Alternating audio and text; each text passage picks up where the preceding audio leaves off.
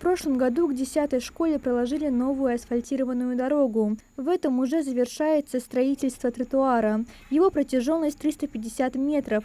Завершить все работы планируют на этой неделе. Это позволит минимизировать риски дорожно-транспортных происшествий, выход детей или же родителей, учителей, которые будут здесь ходить, пешеходов, выход их на дорогу, соответственно, безопасности и комфорта.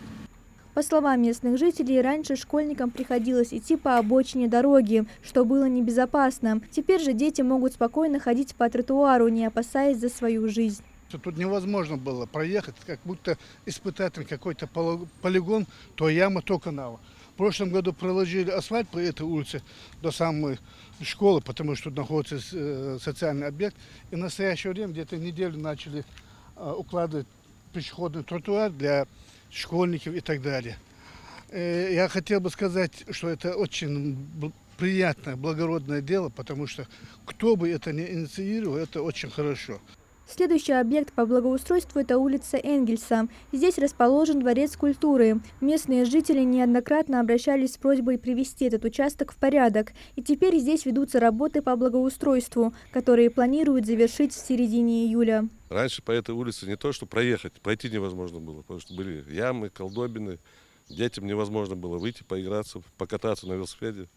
Сейчас, я надеюсь, все будет прекрасно. Как видите, работа идет. Мы очень довольны. Поэтому всем спасибо. На улице укладывается новое асфальтированное покрытие. Строятся 2 пешеходных тротуара и собираются установить столбы уличного освещения. Ветхие провода будут заменены на новые, благодаря чему эта улица преобразится во всех отношениях. И как для людей, проживающих здесь, так и для людей, которые проходят здесь непосредственно на площадь Дворцу культуры.